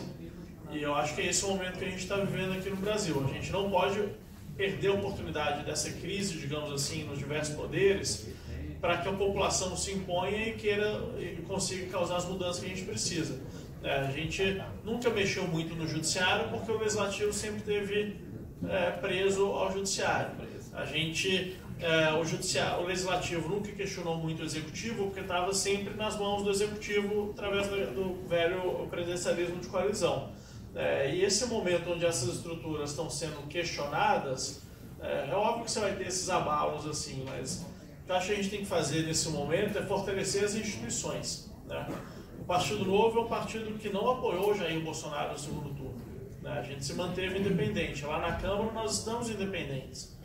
Agora, a postura que a gente tem que ter em relação à instituição Presidência da República tem que ser a mesma se for Jair Bolsonaro, se for Dilma Rousseff, se for João Amoedo. Obviamente, João Amoedo vai facilitar a nossa vida em relação ao que a gente acredita. O Bolsonaro um dia facilita, outro dia atrapalha, outro dia facilita, outro dia atrapalha, a Dilma atrapalha muito mais vezes. Mas a instituição Presidência da República a gente tem que respeitar. A instituição Congresso a gente tem que respeitar. A instituição STF a gente tem que respeitar. E vocês sempre vão ver a postura do Novo muito nessa linha. A gente não convoca manifestação contra o STF. A gente critica as ideias que estão lá. A gente não convoca manifestação contra a presidência. A gente convoca contra as ideias que estão sendo implementadas. E contra as ideias que estão no legislativo também. Então acho que esse é o momento que vai separar quem está com interesse de curto prazo para se dar bem no meio dessa bagunça que a gente está vivendo institucional no Brasil e daquelas pessoas e instituições e partidos que estão preocupados com a nossa democracia com longo prazo e a gente certamente está nesse segundo grupo. Só mais um sobre esse tema. Por exemplo, tem temas, reforma da Previdência. É um tema difícil, é um tema complexo. E é um tema que ninguém quer falar. Se para pensar, reforma da Previdência, quando geralmente as pessoas vão pagar mais e pagar por mais tempo. Não dá para fazer uma reforma da Previdência falando o seguinte, vamos diminuir a contribuição e todo mundo se aposenta mais cedo. Não existe. Não existe. Toda reforma da Previdência tem a mesma característica. O que a gente tem que entender é o ganho que você tem com a reforma da Previdência para o país. Só que os políticos, deputados, senadores em especial, eles entendem que o ganho vai ser muito maior para o executivo do que para eles que votaram a favor. Então, nesses temas assim, é muito difícil você mudar a lógica do executivo influenciando o legislativo. Eu não falo de influência ruim com cargo, emenda, estou falando de influência da comunicação, da articulação no sentido bom da palavra, porque tem temas que não são temas que você consegue vender facilmente para o eleitorado e a maioria dos deputados tem um pensamento muito eleitoreiro. Então, quando a gente não mudar essa lógica, é natural que exija-se do executivo um papel de articulação, sempre falar, cuidar dessa palavra, mas articulação no sentido correto da palavra, para que essas pautas sejam aprovadas. Então é difícil você mexer nisso no curto prazo. Bom, a fim de conseguirmos com que todos possam fazer as perguntas, eu queria pedir que quem for fazê-las, que façam de forma breve para possibilitar que todos possam participar. Para a gente que se alongou. Imagina. Então agora, pela ordem, a gente vai falar com o João Eliakim. Você? Boa noite. Boa noite, Paulo. Boa noite, Tiago. Boa noite a todos que estão presentes aqui. Sim, no início do governo teve a falta de planejamento em relação à educação está sendo muito grave. E nas últimas semanas o vulcão acabou ativando, acabou soltando lava. Assim, qual o planejamento que o Novo tem em relação à educação e também de que forma vocês estão tentando entrar, se comunicar com o executivo, até porque, como você falou, às vezes tem dias que atrapalha, tem dias que ajuda, assim, de forma que vocês estão lidando com a educação, com o tema educação. Obrigado. O que aconteceu na semana passada, acho que eclodiu uma série de insatisfações. Tá? Não foi só uma manifestação por conta do contingenciamento dos gastos. Né? Você olha os números, em 2015 a Dilma contingenciou 1,5 vezes o que foi contingenciado esse ano. De novo, eu falo isso com a maior tranquilidade do mundo, de alguém que está independente lá na Câmara, no meu papel, que não é defender o governo nenhum, é defender o país. E todos os anos isso acontece, porque o orçamento da Câmara, do Brasil é feito de uma forma que você prevê uma receita maior do que todos os anos acontece, e aí quando a receita é menor do que você prevê, o orçamento, você tem que enxugar as despesas. Mas enxuga em outras áreas e não em educação. O orçamento hoje primário do Brasil é R$1,5 trilhão. Educação é 140 bi. Você não consegue economizar suficiente, de acordo com o que a lei de responsabilidade fiscal exige, se você não contingenciar em educação, porque é um dos maiores orçamentos. Né? Então foi contingenciado na defesa, foi contingenciado no Itamaraty, foi na saúde, foi na economia, mas não adianta você contingenciar em ministério menor, você tem que contingenciar nos maiores, senão você não consegue fazer a economia de verdade. Então, infelizmente, essa é a situação do país. Né? E vão acontecer outros contingenciamentos enquanto a gente tiver nessa recessão que a gente vem, enquanto boa parte do orçamento da União estiver indo para pagar a aposentadoria. Né?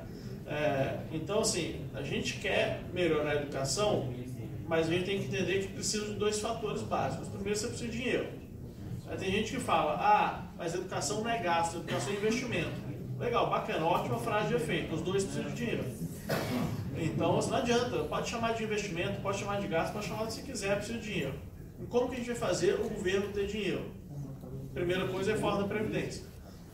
E no dia 15, quarta-feira do ano passado, os sindicatos de educação, de professores, etc., já haviam comunicado uma greve para ser contra a reforma da Previdência, e com as falas desastrosas do ministro e do presidente em relação ao contingenciamento, inflamou o negócio de uma forma que se juntou 2 coisas, tipo água e óleo, que é ser contra a Previdência e a favor de mais investimento em educação. Você não mistura essas 2 coisas. Para você ser a favor de mais investimento em educação, você tem que ser a favor da Previdência. Né? Então, acho que as manifestações da semana passada tinham esse viés corporativista do setor de educação, que historicamente sempre tem, mas foram inflamadas pela forma como o contingenciamento foi comunicado, né? E pela insatisfação em geral que a população está com essa situação política. A gente saiu das eleições do ano passado totalmente polarizado e com, acho que todo mundo quase insatisfeito. Né? Então acho que isso eclodiu nas manifestações do ano passado e eventualmente vai eclodir também para um outro lado nas manifestações desse domingo aqui. Então acho que esse é um ponto. E aí, como a gente resolve essa história? Primeiro, no ensino superior, hoje no Brasil, a gente tem a universidade pública, que é basicamente financiada com impostos. Universidade pública não é sinônimo de gratuita. Você olha Europa, você olha Estados Unidos, você olha outros países da América Latina, né? Não significa que tem que ser de graça para todo mundo. Hoje aqui no Brasil você tem 95% do recurso das universidades públicas financiado com dinheiro de imposto. E você tem que diversificar a receita, senão as universidades públicas vão ser sempre reféns, né, de contingenciamento de gastos. Então a gente precisa ter mais investimento privado, a gente precisa abrir para a empresa poder patrocinar pesquisa, a gente precisa abrir para ser mais fácil doar dinheiro para as universidades, a gente precisa eventualmente cobrar a mensalidade de quem pode pagar. Né? É isso que acontece em inúmeros outros países. Então a gente precisa diversificar as fontes de receita da universidade pública no Brasil. E um outro ponto, você tem que fazer um monte de reforma dentro da universidade nos gastos. Em média, hoje, 85% dos gastos das universidades públicas brasileiras são folha de pagamento. Né? Então reclama que está sucateado, mas é porque só sobra 15% para você renovar e investir na universidade. E essa característica do 85% tem alguns cálculos que mostram que em 2022 vai chegar a 100% dos gastos da universidade pública do Brasil vai ser folha de pagamento. Né? Aí não vai ter mágica que faz. Então, ou você faz também uma reforma administrativa ali para mudar as características da folha das universidades, ou os gastos também vão chegar num nível que você não tem mais o que fazer, né? Então a gente precisa ter uma reforma geral de como o sistema de ensino superior brasileiro, especialmente o público hoje, está focado, está estruturado. E o outro aspecto, a gente tem que priorizar a qualidade da educação básica, que foi negligenciada historicamente aqui no país, né? Você teve muito investimento mais forte no ensino superior, no ensino básico você não teve o que o Milton falou, que você aumentou a quantidade de recursos, mas você não melhorou a qualidade, né? Então a gente precisa ter agora projetos que verdadeiramente vão conseguir alfabetizar crianças na idade certa e fazê-las aprenderem matemática, português, as habilidades socioemocionais que elas precisam, enquanto elas ainda são crianças e adolescentes, para ter condição de competir no mercado de trabalho. Bom, agora Haroldo, e eu queria que quem quisesse mais fazer perguntas, é só falar com o João Marcelo, esse moço bonito aqui, e ele nos traz. Boa noite, deputado Paulo, deputado Tiago, deputado, boa noite para todos aqui. A minha pergunta é objetiva. Eu sou engenheiro agrônomo, né, sou de família do interior, lá de Riachão de Dantas e de Lagarto, e uma preocupação que eu tenho, e por ser simpatizante das causas do Novo, e gostaria de escutar de vocês dois qual o projeto que o Novo tem em relação ao rural brasileiro, né? Nós sabemos que o rural brasileiro, sem uma visão apaixonada, seja endeusando ou seja demonizando, né? E muito se demoniza também o produtor rural. Está aqui também um prefeito que é do interior do Sergipe, aqui em Campo do Brito, Marcel, que um município com economia agrícola, né? E que gostaria de saber a proposta do Novo para o rural. Não um aspecto somente econômico, né? Todos sabemos, todo mundo sabe do que o rural sustenta, a balança do país, a economia do país, mas também no aspecto social, né? E nesse aspecto a gente no Nordeste é muito sensível nesse aspecto, né? E qual a estratégia que o Novo está tendo para interiorizar, vamos chamar assim, essa onda laranja, para que chegue aos rincões do Nordeste, para aquele pequeno agricultor que está lá tentando sobreviver, né, para não ir para a grande cidade. Todos nós sabemos o que acontece quando acontece esse êxodo desenfreado, em que pese o Novo ter surgido da necessidade de uma visão mais urbana, mas é importante que o Novo tenha uma estratégia para o rural, né, em duas bases, na base econômica e na base social, né, até mesmo para facilitar a interiorização dessa onda laranja, né. Então gostaria de escutar de vocês. Sou servidor público também do Ministério da Agricultura. Bom, acho que eu vou começar a resposta falando um pouco de forma genérica sobre qualquer tema, né? O Novo, ele tem alguns princípios, alguns valores, alguns posicionamentos. Propostas concretas, o partido não tem definido para quase nada. O que a gente teve foi, durante a campanha do João Amoedo, ele tinha as propostas para a campanha presidencial, né? Isso vale, por exemplo, numa campanha municipal ou estadual aqui. Imagino que o Milton, quando foi candidato a governador, ele tinha lá a proposta dele de governo. E ela é muito circunstancial também. Como qualquer proposta, ela tem a questão temporal. A proposta que eu tenho naquele momento para o Estado, para a Prefeitura, para o governo federal. A gente está trabalhando, né, lá como deputados, e nós tivemos nossas propostas de campanha, que estão norteando também a nossa atuação lá como deputado, e é verdade que elas não atingem todos os temas. Eu vou dar um exemplo que não é o tema do rural, que é o tema da saúde, por exemplo. Educação é um tema do Tiago, é um tema da Adriana. Por isso até que ele respondeu aquela outra pergunta, porque é o tema dele, ele é o cara que mais entende desse tema dentro da bancada. Então, alguns temas, pelo fato da gente ter pessoas que entendam dentro da bancada muito bem sobre o assunto, a gente tem até algumas propostas mais claras, mas não é a proposta do Novo, é a proposta do Tiago, e que ele, como ele entende muito melhor do que eu do tema, eu vou junto com ele porque eu acredito nele, confio na visão dele sobre o tema. Agora, a gente está trabalhando, até o Tiago que está pilotando isso lá dentro da bancada do Novo, numa agenda legislativa, mas também não é necessariamente. Depois o Novo pode pegar isso como propostas globais para o partido para o longo prazo, mas é uma agenda para nos orientar sobre todos os temas. E aí a gente vai divulgar isso com mais calma depois, acho que no convênio, até porque a gente não validou ainda, mas a ideia é aí sim, para cada tema relevante do país, a gente ter propostas concretas que vão nos ajudar nessas discussões. Tá? Então isso vale para qualquer tema. É claro que quando tem tema que a gente domina mais, por exemplo, no agro, o Poit eu acho que aqui está mais de frente desse tema, até pela origem dele, familiar, interior de São Paulo e tudo mais. Então, ele aqui talvez fosse te responder com muito mais precisão sobre esse tema do que eu ou o Thiago. Mas a gente tem uma visão, aí entrando já no tema específico, muito... bom, primeiro quem fala que o agro é vilão é maluco, né, no Brasil, porque nossa economia tem um peso enorme e graças ao agro a gente não está numa situação pior no meio da crise, né, que talvez seja o setor que mais consegue se manter estável durante a crise.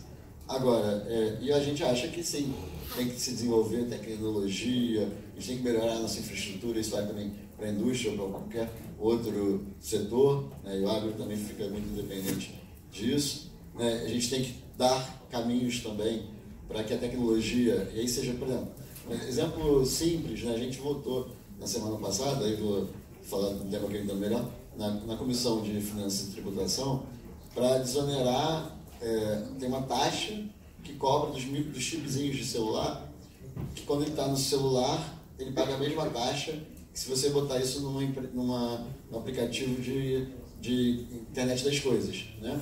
Então, se você botar na sua geladeira lá um chip, até agora todo mundo paga pela mesma taxa, que dá, acho que 30, 40 reais por ano.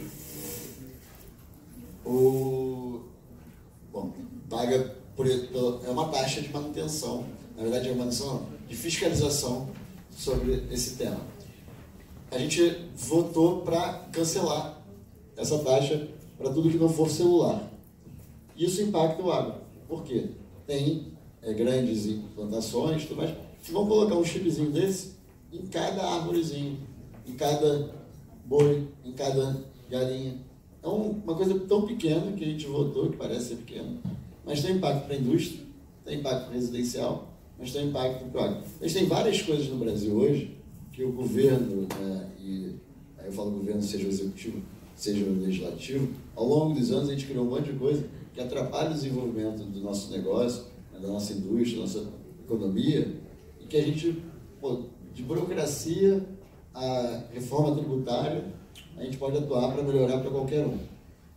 A gente teve em algumas reuniões, alguns eventos do agro lá, né, da frente parlamentar da agropecuária, né, da CNA também, da Confederação Nacional, e as pautas deles são muito boas, né, 90% da pauta acho que a gente concorda. Sempre tem aqueles 10% que está ligado muito a subsídio. Aí é onde a gente já não é tão a favor, seja subsídio fiscal, seja através de crédito específico. Eu não estou falando para acabar com tudo de uma hora para outra. A gente não pode, isso vale para tudo, de uma hora para outra, estalar o dedo e acaba, porque aí qualquer setor tem que se preparar para essa mudança. Agora, toda vez que a gente mantém um subsídio em algum setor produtivo, alguém está pagando por ele. Isso vale para imposto, para tributação, vale para empréstimo também. Se eu estou te dando crédito subsidiado, alguém está pagando crédito mais caro na outra ponta. Então é onde a gente tem um pouco de resistência. E por que eu estou falando do agro disso? Talvez seja o setor hoje na economia brasileira que mais tem subsídio. Né? Então a gente acha que tem que melhorar sim, tem que continuar investindo, o agro tem um papel relevante. A gente precisa também, inclusive, verticalizar mais no sentido do Brasil, usar os produtos que vêm do setor da agropecuária para produzir coisas de maior valor agregado. A gente exporta muita coisa in natura, por exemplo, chocolate é um bom exemplo, né? A gente exporta cacau e compra chocolate, que é muito mais caro. Não estou falando que a gente tem que fazer isso para tudo, mas tem que analisar e ver onde a gente tem potencial para que a gente consiga agregar mais valor na cadeia no Brasil, né? Seja para o mercado interno, como também para exportação. Né? E o agro não é só comida, né? A gente tem também produção de energia, tem muita coisa ligada também a outros temas fundamentais. Então, assim, acho que a posição é essa. Não sei se o Thiago quer completar alguma coisa sobre isso. Rápido, assim, você perguntou as questões do impacto econômico e social. não existe melhor programa social para o Brasil do que melhorar a economia. Se a gente quer fazer o pobre deixar de ser pobre, se a gente quer diminuir o tamanho do desemprego no Brasil, se a gente quer permitir que as pessoas tenham liberdade de gerar sua própria renda e aí serem mais donas de si próprias do que serem dependentes do Estado, que para mim são todos benefícios sociais, a gente precisa melhorar a nossa economia. A gente não pode desassociar essas duas coisas. Toda melhoria econômica gera impacto social. Obviamente que a gente tem que dar uma assistência ao longo desse caminho para quem está numa situação de vulnerabilidade, miserabilidade, quem não consegue, por inúmeras características, aproveitar dessa melhoria econômica no curto prazo. Como, por exemplo, o Bolsa Família. O Bolsa Família foi um programa do PT, mas é um programa que os princípios são liberais. O Milton Friedman, que é um dos grandes pensadores do liberalismo no mundo, falava sobre programas muito parecidos com o Bolsa Família, né? Então, e foi o que? Esse programa só foi possível porque a gente teve uma melhora econômica no início da década passada que permitiu você criar um programa de assistência social do tamanho do Bolsa Família. E a gente acha que o programa do Bolsa Família é muito grande, a gente gasta um Bolsa Família a mais por ano com Previdência sem reforma. Tá? Então, o déficit da Previdência no ano passado foi 260 bi, esse ano vai ser 292 bi. Um Bolsa Família aí a gente perdeu no meio do ano passado para cá, e desse ano para o ano que vem vamos perder mais um Bolsa Família com mais 30 bi se a gente não fizer reforma. Então, assim, eu não desassociaria as duas coisas, eu me preocuparia bastante em melhorar a economia para a gente ter condição de cuidar das pessoas no país e, obviamente, dando um auxílio do lado social para quem não tem condição de, nesse primeiro momento, aproveitar a melhoria econômica. Por gentileza, agora, Jonathan.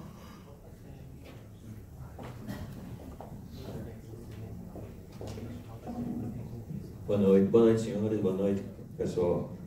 Vou ser bem breve sobre a PEC das armas, quero saber a visão de vocês.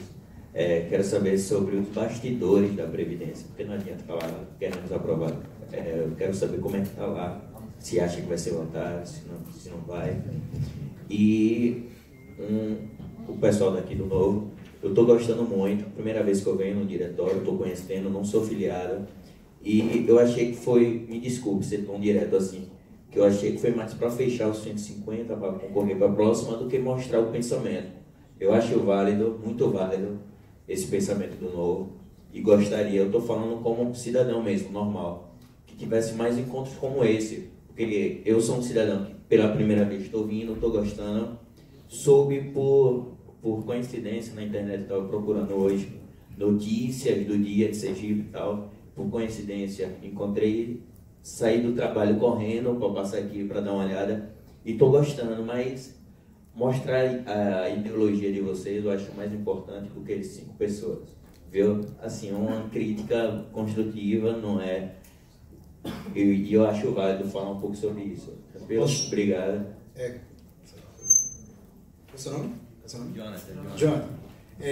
Foi pertinente a sua pergunta, mas mensalmente a gente faz palestras sobre o Novo. Essa especificamente aqui foi uma palestra para trazer nossos deputados, falar sobre os 100 dias dele, não tanto focado nos princípios e valores do Novo, mas depois desse contato, que a gente tem um grupo do WhatsApp, e quando tiver uma próxima palestra mensal, você poder participar, tá joia? Que a gente fala com mais detalhes, você tira a sua dúvida sobre o Novo, efetivamente. Porque abrir assim para as pessoas, entendeu? Eu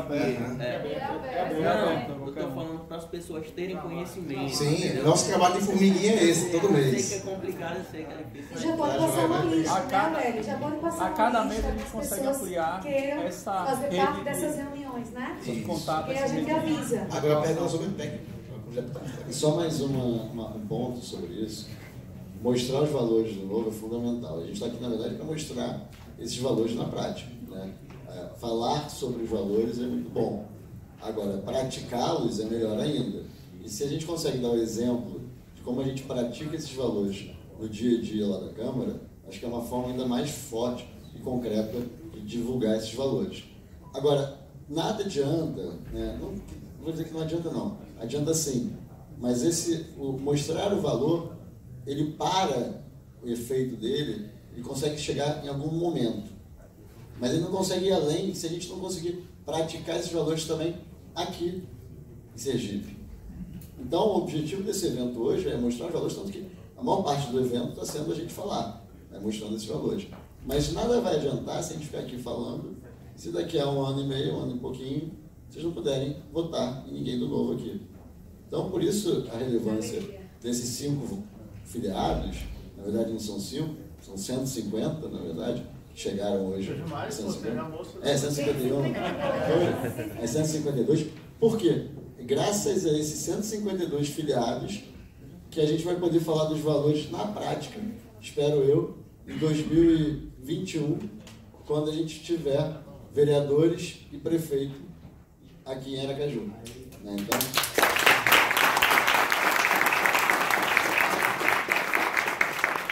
agora, respondendo as perguntas, vou começar aqui. Na verdade, a questão das armas foi um decreto. E teve um decreto original que foi feito 1 ou 2 semanas atrás. E ontem, né, foi ontem ou foi hoje? Agora eu já perdi o tempo. Ontem, ele substituiu o decreto por um novo decreto. Eu confesso que eu não conheço o novo decreto a fundo. Foi tão confuso essas últimas 24 horas que a gente nem leu esse decreto, nem nossa equipe conseguiu ainda dar um parecer. Mas, assim, o feedback que a gente teve superficial é que ele está melhor do que o anterior. Aí, quando eu falo melhor, seja para quem é a favor da liberação das armas, seja para quem não é, ele é um pouco mais claro, né? Mas não vou entrar no mérito da mudança, vou entrar no mérito dos valores ligados à liberação ou aumento do uso de armas. O Novo tem uma visão seguinte: porte de arma, ou dar a autorização para alguém ter o porte ou a posse da arma, não resolve o problema de violência, não resolve o problema de segurança pública. Tá? E não é essa a pretensão do Novo. Não sei qual é do Bolsonaro, a gente não é do governo, eu não posso falar por ele. O que o Novo acredita é, 1, liberdade com responsabilidade, e 2, o direito da pessoa se defender. Mais uma vez, eu, por exemplo, não terei nem pretendo ter uma arma para me defender na rua. Né? Eu até acho legal ir lá no stand de tiro, atirar, foi uma vez, quando eu morava nos Estados Unidos, mas, então assim, tiro esportivo eu acho bacana e tal. Agora, eu ter uma arma, jamais terei. Agora, se você quer ter arma para se defender, o Novo entende que você deveria ter a liberdade, com responsabilidade e com critérios claros de como você pode ter essa arma, né? Não é sair comprando, né? Os Estados Unidos é um pouco exagerado, você vai no supermercado, em alguns estados, né? Vai lá e compra. Não, o Novo entende que você tem que ter critérios objetivos para você poder ter o porte de arma ou poder ter uma arma em casa, né? Então, sem entrar no detalhe do decreto, que eu não conheço, mas a visão do Novo sobre esse tema é esse. Aí você tem uma discussão se liberar para alguns é justo, para outros não, mas eu acho que varia muito de visão do decreto em si. Então, assim, falando sobre o porte de armas, essa é a posição do Novo, né? E aí cada um entende que deve tratar esse tema de forma diferente em casa ou na vida pessoal. Com relação à Previdência, né? Foi a segunda pergunta. O clima, os bastidores. Hoje, a reforma da Previdência ela passa numa comissão que se chama Comissão de Constituição e Justiça, onde todos os projetos passam. Né? Geralmente eles passam no final. Nesse caso, ela passa no início do processo. Passou já, foi aprovado, mudou muito pouco, não mudou nada significativo na Comissão de Constituição e Justiça, que é a CCJ, e agora está na Comissão Especial. Na Comissão Especial dura 40 sessões. Então é demorado mesmo. A gente está numa fase agora de audiências públicas. Cada dia, terça, quarta e quinta, recebe-se, eles recebem, a gente recebe lá, pessoas para discutir um tema específico. Discutir o RGPS, que é o regime geral. Discutir o regime próprio, que é dos servidores públicos. Discutir o caso dos professores. O caso dos policiais. Hoje foi aposentadorias especiais. Então, foi um bando de gente, cada um defender a sua visão sobre as aposentadorias especiais. Esse momento agora é um momento tranquilo. Né? E, em paralelo, a gente também está no momento que a gente pode apresentar emendas ao projeto. Então, de novo, está apresentando 2 emendas, a gente já tem uma terceira, já quase que certo que a gente vai apresentar. Uma delas é para que o BPC, que é o Benefício de Prestação Continuada, que o governo está mudando hoje atual cenário a pessoa que quando não consegue se aposentar, porque ela não conseguiu contribuir, ela tem uma renda mínima inferior a 1/4 salário mínimo, ela se aposenta aos 65 anos, não é uma aposentadoria, a gente chama de aposentadoria, mas é uma assistência, recebendo um salário mínimo. O governo está propondo passar isso para 60 anos, só que dos 60 aos 70, a pessoa recebe R$400. Isso é um dos temas mais polêmicos e que todo mundo está dizendo que vai cair. Vai voltar ao que era antes, porque não tem acordo lá, a oposição é muito firme sobre isso. O Novo propôs uma coisa alternativa, que é a pessoa, quando chega aos 60 anos, ela escolhe: quero receber 400 hoje, ou prefiro receber um salário mínimo aos 65 anos. Eu acho que a maioria vai preferir receber os 400 hoje. Até porque, financeiramente, esquecendo do lado psicológico e tudo mais, financeiramente vale a pena. Se você colocar esse dinheiro em valor presente, fazer um cálculo, vale a pena receber hoje. Essa é uma das emendas que o Novo está propondo. E todo dia a gente recebe no corredor, nas comissões, no plenário, um bando de gente, seja deputado, seja gente que é paga para isso, pedindo para a gente assinar emendas como essa. Porque essas emendas precisam ter 171 assinaturas para poderem ser apresentadas na comissão. A segunda emenda que a gente está propondo é para que o regime dos deputados, dos congressistas, se equipare ao do regime geral. Já está, para os novos congressistas, acaba a previdência dos parlamentares. Então, a gente teria direito hoje, mas os que forem eleitos na próxima legislatura não terão mais. A gente abriu mão, nenhum de nós temos, a gente está no regime geral, mas a gente teria.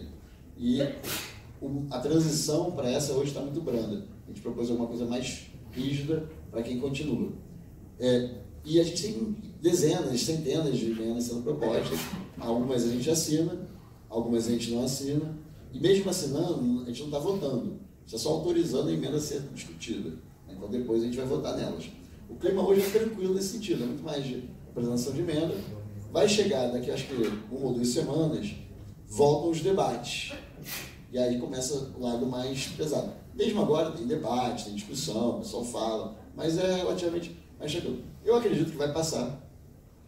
Eu acho que o BPC e o rural, que são os 2 temas mais polêmicos, devem cair, é o que o pessoal está falando. E tem outros temas que estão ali no meio do caminho, mas que são, para mim, mais importantes ainda. Um é a capitalização, que para mim é fundamental, tem que ficar, e esse é difícil manter, mas eu acredito que dê para manter.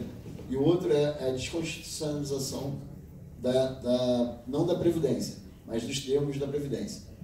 Tudo isso que a gente está falando está na Constituição. É um absurdo. Ter a Previdência na Constituição eu acho legal, tal, você garantir uma Previdência. Agora, como ela não precisa estar lá na Constituição. Isso que a PEC tenta fazer, tirar da Constituição alguns termos, para que uma próxima reforma seja algo mais rápida e natural para ser aprovado. Então, o clima é esse, eu acho que ela é aprovada, vai ser aprovada. Com quais termos é que é a grande questão. A gente espera, o Novo, que ela seja aprovada mais próximo possível do que está hoje. Né? Que as mudanças sejam mais simples e não diminuam tanto o impacto fiscal de 1,2 trilhão, que é o que está hoje. Bom, agora a gente tem Daniel dos Santos. Queria pedir que fôssemos rápidos, ágeis, para poder mais pessoas, porque a gente tem uma lista de inscritos bem grande. Boa noite, deputados. Boa noite a todos. Eu queria saber dos deputados o porquê do apoio ao pacote anticrime do ex-juiz Sérgio Moro. Eu quero que você explique. Não que eu não sou contra, é claro, mas eu quero que você explique melhor a fundo. Né? Bom, só para você entender, a gente divide os temas e o Ganimo está na comissão de segurança, então faz muito mais sentido ele responder as perguntas que eu. Exato, que é segurança e combate ao crime organizado. Então, na verdade, o pacote anticrime do Moro tem a ver com os 2 temas. A gente tem uma posição, né, eu em especial, mas acho que o Novo como um todo, de combater o crime e colocar o criminoso no devido lugar como criminoso. Né? Então, o pacote anticrime ele vai nesse sentido. Tem coisas ali, a gente ainda não parou para analisar, até porque ele não está tramitando ainda, a gente está com vários temas importantes, linha por linha. Né? Eu até analisei com a minha equipe, mas A bancada do Novo não analisou ainda no detalhe. Então, mas tem alguns lados, até alguns pontos até que são considerados inconstitucionais, tem algumas falhas de redação, tem algumas coisas que podem ser melhoradas. Tá? Mas o princípio que está ali, ele é bom.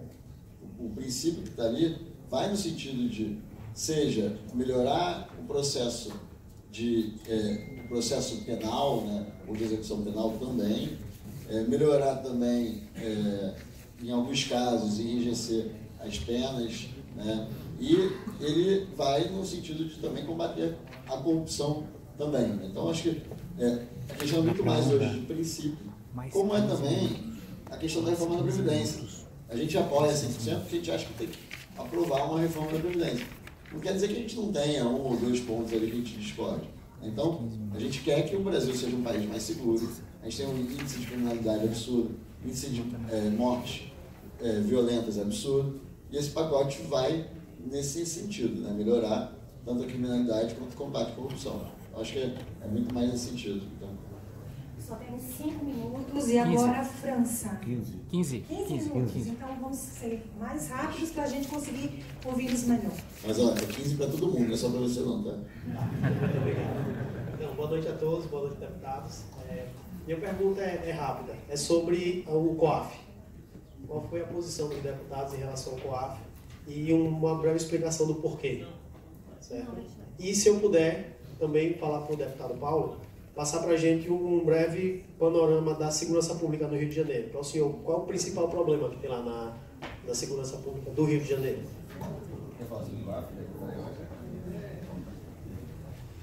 A segurança pública no Rio de Janeiro, a gente pediria que vocês ficassem aqui até as 11 da noite para o Paulo conseguir explicar. Sobre o quadro, assim, primeiro, a gente acredita, independente de quem votou no Bolsonaro ou não, ele é o presidente de todos nós e a gente acha que ele tem que ter autonomia para definir como que ele quer estruturar a sua equipe, né? Se na discussão do presidente com seus ministros ele escolheu que o COAF deveria ficar no Ministério da Justiça, a gente acha que isso deveria ser respeitado, né? Eu acho que vai fazer grandes diferenças o COAF estar no Moro, estar no Guedes ou o que for. Mas tem a gente foi a favor da manutenção do COAF junto com o Moro por 2 princípios. Primeiro, essa questão da autonomia do presidente para escolher como que ele quer estruturar a equipe dele, que é ele que vai executar, não é a gente. E o segundo ponto, porque boa parte da motivação para que não ficasse no Moro era uma motivação meramente política de querer mandar um recado para o ministro Moro, que tem tido esses embates com a classe política historicamente. Então, boa parte dos políticos antigos não votaram no COAF ficar com o Moro, muito mais para mandar um recado para o Moro do que exatamente por ter uma razão técnica de estar no Ministério da Economia e no Ministério da Justiça. Tem inúmeros outros países que órgãos parecidos com o COAF estão